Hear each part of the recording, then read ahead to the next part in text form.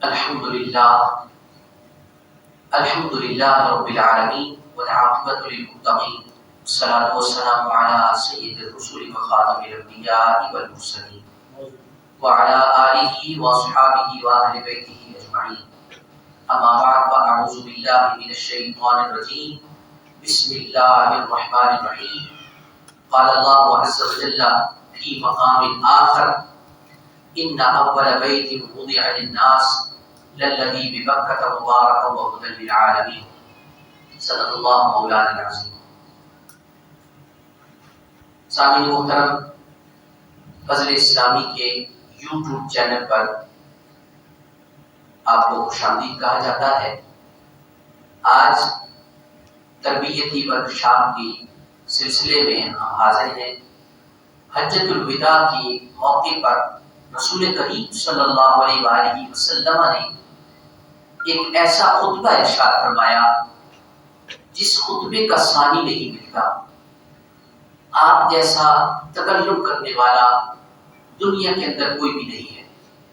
اللہ نے فرمایا: وما ينطق عن الهوى ان هو الا وحی یوحی.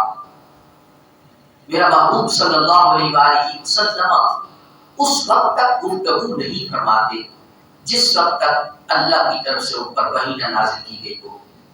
اب اللہ کریم کے پیارے حبیب آخری حج ادا فرمانے کے لیے تشریف لے کر گئے، اور اس حج کے اندر آپ نے وہ کچھ بیان کیا جو ہمارے لیے تا قیام قیامت ایک ذریعہ نجات ہے، ایک بہترین راستہ ہے، ایک بہترین ہمارے لیے ذات راہ ہے کہ جس پر چل کر ہم کامیابی حاصل کر سکتے ہیں.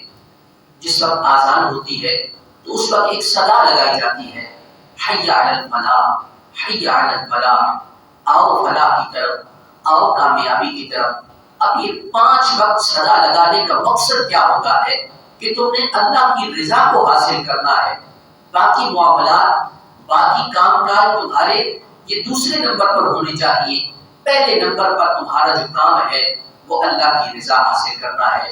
اور اسی اللہ کی رضا کی طرف لانے کا جو سب سے بڑا مقصد وہ حضور اقدس صلی اللہ علیہ وآلہ وسلم لے کر تشریف لائے. 1,24,000 کم و بیش انبیاء کرام تشریف لائے، اور سب کا مقصد لوگوں کو اللہ کی رضا کی طرف لانا تھا. اور جس وقت سارے انبیاء کرام دنیا سے ظاہری پردہ فرما گئے تو اس کے بعد آخر میں محبوب دو عالم، امام الانبیاء، سید الانبیاء، خاتم الانبیاء، تاجدار ختم الرسل، جن پر نبوت کو ختم کر دیا گیا، آپ کے بعد کسی نبی نے نہیں آنا. حضور نے فرمایا: انا خاتم النبیین لا نبی بعدی. اب میں آخری نبی ہوں، میرے بعد کوئی نبی نہیں آئے گا. اور جس وقت آپ آخری نبی ہیں تو آپ نے اپنے آخری نبی ہونے کا حق بھی اس طرح ادا کیا. حجۃ الوداع کے موقع پر ایک عظیم خطبہ ادا کیا.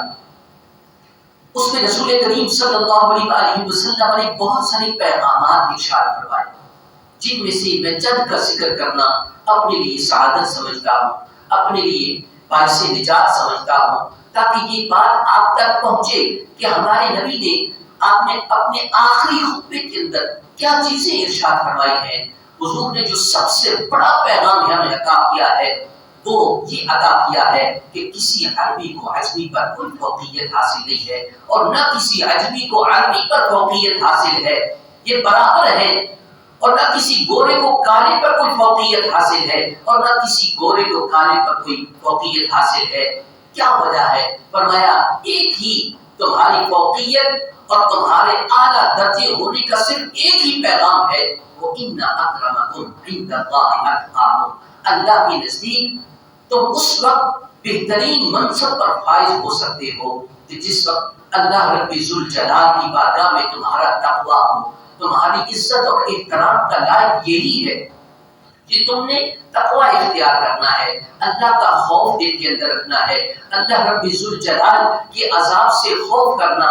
یہ بہت بڑے درجے کا لائق ہے۔ جب اللہ کا خوف دل کے اندر ہوگا تو پھر انسان اللہ کی راہ پر چلنے کی سعادت حاصل کرے گا، اللہ کے احکامات پر چلنے کی سعادت حاصل کرے گا، اور یہی وہ راہ ہے جو جنت میں لے کر جانے والی راہ ہے۔ دوستان کرام القدر، اس لیے رسول کریم صلی اللہ علیہ وسلم نے یہ عمومی پیغام عطا فرما دیا، فرمایا تمہاری فوقیت، تمہارے منصب یہ سارے کے سارے دھرے رہ جائیں گے، لیکن اللہ کی بارگاہ میں تمہارا ایک ہی منصب ہے، اور وہ ہے تقویٰ۔ تقویٰ اختیار کرو گے تو دنیا کے اندر جو تمہارے مناصب ہیں، جس کو تمہارے لیے ہم نے پہچان قرار دیا ہے، اگر کوئی بڑے منصب پر فائز ہے یا کسی اور بڑی قوم کے ساتھ تعلق رکھتا ہے، تو اس کا مقصد دنیاوی لحاظ سے فخر کرنا نہیں ہوتا، بلکہ صرف اور صرف یہ ہوتا ہے کہ اس کی یہ پہچان ہے، لوگ اس کو پہچان لیں کہ یہ فلاں شخص ہے، فلاں علاقے سے تعلق رکھتا ہے، فلاں قبیلے سے تعلق رکھتا ہے، فلاں قوم سے تعلق رکھتا ہے۔ پیشہ ورانہ کوئی فوقیت نہیں ہے، صرف ایک ہی فوقیت ہے، ان اکرمکم عند اللہ اتقاکم۔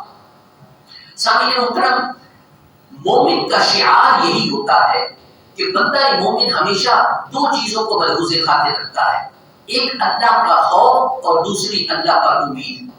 خوف دل کے اندر ہو کہ اللہ کہیں میرے گناہوں کے سبب صرف مجھے ہی نہیں بلکہ لوگوں کو بھی کہیں میرے گناہوں کے سبب سے اس عذاب کے اندر گرفتار نہ کر دے، اور پھر امید بھی یہ ہونی چاہیے کہ اللہ بڑا غفور الرحیم ہے، وہ بڑا غفور الرحیم ہے، رؤوف ہے، رحم فرمانے والا ہے، درگزر فرمانے والا ہے، اور اسی امید کے ساتھ بندہ مومن چلتے ہوئے اللہ کی بارگاہ میں ہاتھ اٹھاتا ہے تو اللہ نے فرمایا وَإِذَا سَأَلَكَ عِبَادِي عَنِّي فَإِنِّي قَرِيبٌ۔ جب تم اللہ کی بارگاہ میں سوال کرتے ہو نا تو محبوب ان کو آپ فرما دیجئے کہ اللہ تمہارے بڑے قریب ہے، تمہارا بہت قریب ہے، اس لیے اللہ کی بارگاہ میں ہر سوال کرو امید رکھتے ہوئے، اور جب کوئی ہاتھ اٹھائے تو کبھی بھی دل کے اندر یہ بات نہیں آنی چاہیے کہ پتہ نہیں میری دعا قبول ہوگی یا نہیں ہوگی، بلکہ ہمیشہ اللہ پر توکل کر کے، بھروسہ کر کے دعا کرے، امید رکھ کر دعا کرے کہ یا اللہ میں جو تجھ سے مانگ رہا ہوں اگر میرے لیے بہتر ہے تو تو ضرور عطا فرما۔ اور اللہ کریم کی اس فرمان کے مطابق وَإِذَا سَأَلَكَ عِبَادِي عَنِّي فَإِنِّي قَرِيبٌ، کہ محبوب یہ آپ سے سوال کرتے ہیں کہ اللہ کہاں ہے، تو ان کو بتائیے وہ تمہارے بہت قریب ہے، اجیب دعوت الداعی اذا دعان، جب تم اس سے دعا کرتے ہو تو تمہاری دعاؤں کو قبول فرماتا ہے، اس لیے اس کی بارگاہ میں جھک جاؤ، اس کی بارگاہ میں دعائیں کرو۔ تو سامعین محترم، یہ رسول کریم صلی اللہ علیہ وسلم کی حجۃ الوداع کا جو سب سے بڑا پیغام تھا وہ یہی تھا کہ کسی کو کسی پر فوقیت حاصل نہیں ہے، کیونکہ انسان ہے اور انسان کے دل کے اندر دوسرے انسان پر فوقیت حاصل کرنے کا ایک جذبہ پایا جاتا ہے۔ اس لیے حضور نے عاجزی کا درس دیا، اور حضور جس وقت معراج پر تشریف لے کر گئے اللہ کی بارگاہ میں تو اللہ کریم نے آپ سے جب پوچھا کہ محبوب آپ ہمارے لیے کیا تحفہ لائے ہیں، تو حضور نے فرمایا یا اللہ میں تیرا بندہ ہوں، میں عاجزی لے کر آیا ہوں، اور اسی عاجزی کے سبب اللہ نے آپ کو اپنی بارگاہ میں بلایا۔ سامعین محترم، ہمیں بھی اسی عاجزی کے ساتھ زندگی بسر کرنا چاہیے۔ ہم اس عاجزی کے ساتھ جب زندگی بسر کریں گے تو اللہ کو عاجزی بڑی پسند ہے، اللہ اپنے بندوں کے عجز کو اتنا پسند فرماتا ہے۔ میرے استاد مکرم نے ایک حدیث مبارکہ کا مفہوم بیان کرتے ہوئے ارشاد فرمایا تھا کہ قیامت کے دن اللہ عاجز بندوں کو جنت میں داخل فرمائے گا۔ جو عاجز بندے ہوں گے، سادے بندے ہوں گے، دیکھنے میں تو ان کی حالت بڑی غیر نظر آ رہی ہوگی، لیکن ان کے دل تقویٰ سے لبریز ہوں گے، ان کے دلوں کے اندر اللہ کا خوف ہوگا، اللہ پر امید ہوگی، اور یہی دو اس کے ترہ امتیاز اس کو جنت کے اندر لے کر جائیں گے۔ سامعین محترم، رسول کریم صلی اللہ علیہ وسلم آپ نے اس حجۃ الوداع کے خطبے کے اندر بہت ساری اور بھی چیزیں بیان کی، جس میں سے ایک کا ذکر کرنا انتہائی ضروری ہے۔ فرمایا لوگوں تم اللہ کی رسی کو مضبوطی سے تھام لو، تمہارے لیے میں دو چیزیں اہم ترین چھوڑ کر جا رہا ہوں، ایک قرآن ہے اور دوسری میری اہل بیت ہے۔ تم قرآن کے ساتھ جڑ جاؤ، قرآن تمہیں کبھی گمراہ نہیں ہونے دے گا، اور دوسری میری اہل بیت اطہار ہے. میری اہل بیت اطہار کا ادب و احترام قیامت تک تم پر لازم ہے. اور جس نے قرآن کو پکڑ لیا اور میری اہل بیت کو چھوڑ دیا وہ بھی غرق ہو گیا، اس کو بھی دوزخ میں ڈالا جائے گا. اور جس نے اہل بیت اطہار کو پکڑ لیا اور قرآن کو چھوڑ دیا یہ بھی گمراہ ہو گیا، اس کو بھی دوزخ کے اندر ڈالا جائے گا. لہذا پتہ یہ چلا کہ ہم نے قرآن پر بھی عمل پیرا ہونا ہے اور اس کے بعد اہل بیت اطہار کا بھی ادب و احترام ملحوظ خاطر رکھنا ہے. اہل بیت اطہار کا جو مقام ہے، جو منصب اللہ نے انہیں عطا کیا ہے، جو نسبت انہیں اللہ نے عطا کی ہے، خون رسول انہیں اللہ نے عطا کیا ہے. اور جس کو خون رسول عطا کر دیا ہو اس سے بڑی نسبت کیا ہو سکتی ہے؟ کوئی اس سے بڑی نسبت نہیں ہے کہ وہ میرے محبوب کی اولاد ہے اور میرے محبوب کریم صلی اللہ علیہ وسلم کی اولاد یہ ساری کائنات کے لوگوں سے افضل و اعلیٰ ہے. انبیاء کرام کے بعد ان لوگوں کا درجہ آتا ہے جو انبیاء کرام سے جڑے ہوئے ہیں، اور پھر ان سب میں سے بھی ان لوگوں کا مرتبہ آتا ہے جو محبوب دو عالم سرور گون و مقام امام الانبیاء صلی اللہ علیہ وآلہ وسلم سے جڑے ہوئے ہیں. اور جو حضور سے جڑے ہوئے ہیں ان میں دو، ایک صحابہ کرام اور دوسرے اہل بیت اطہار. صحابہ کا بھی بڑا مقام و مرتبہ ہے. اللہ نے ان کو یہ شان عطا کی ہے کہ ان کو دنیا کے اندر چن لیا ہے. اور آج جو ہم یہ دین کا درس دے رہے ہیں، ہمارے پاس احادیث کا جمع کثیر موجود ہے، ہمارے پاس قرآن آیا ہے، یہ ساری کی ساری صحابہ کی محنت ہے. انہوں نے اس کو احسن طریقے کے ساتھ تابعین تک پہنچایا، تابعین نے تبع تابعین تک، اور پھر علماء کرام کے ذریعے سے یہ ہم تک پہنچا. اور آج وہی قرآن جو 1400 سال پہلے تھا وہی قرآن آج ہمارے پاس بعین ہی موجود ہے اور اہل ایمان اس پر عمل کرتے ہیں. قرآن کا پڑھنا بھی ثواب ہے، قرآن کو دیکھنا بھی ثواب ہے، قرآن کی طرف چل کر جانا بھی ثواب ہے. قرآن مجید فرقان حمید پر عمل کرنا یہی جنت کا راستہ ہے. اور جس نے قرآن کو چھوڑ دیا اور باقی معاملات میں لگ گیا، اللہ کریم ہی اس کو ہدایت کاملہ عطا فرمائے. اس لیے کہ جس کو ہمارے لیے ہدایت قرار دیا گیا ہے ہدی للناس، ہم نے اسے چھوڑ دیا ہے. اور خطبہ حجۃ الوداع کے موقع پر یہ دو چیزیں بڑی اہم ترین تھیں، ایک قرآن اور دوسری اہل بیت اطہار. ہم نے دونوں کا دامن پکڑ کر رکھنا ہے، اس لیے کہ حضور نے فرمایا یہ کل قیامت کے دن دونوں اکٹھے ہوں گے. حوض کوثر پر میرے پاس قرآن بھی ہوگا اور میری اہل بیت اطہار بھی ہوگی. تو ہم نے دونوں کا دامن جب پکڑ کر رکھنا ہے تو انشاءاللہ العزیز ہمیں امید ہے کہ جس وقت حوض کوثر کے چھلکتے ہوئے جام حضور اقدس صلی اللہ علیہ وسلم تقسیم فرما رہے ہوں گے، قریب میں اہل بیت اطہار میں سے جناب مولا مرتضی علی المرتضی کرم اللہ وجہہ الکریم موجود ہوں گے، حسنین کریمین موجود ہوں گے، امام زین العابدین موجود ہوں گے، امام جعفر صادق موجود ہوں گے، صحابہ کرام کی کثیر تعداد موجود ہوگی.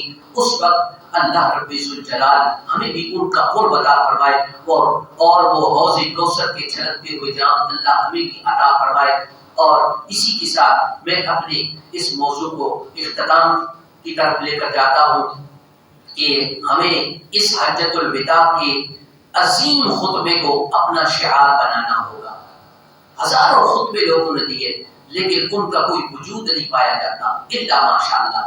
لیکن حضور کے ایک ایک لفظ کو لوگوں نے بالکل بعین ہی صحابہ کرام نے درج کیا اور لوگوں تک بے حسن طریقے سے پہنچایا، اور آج ہم اس پر عمل پیدا ہے اور انشاءاللہ تا قیام قیامت اس پر عمل پیدا رہیں گے.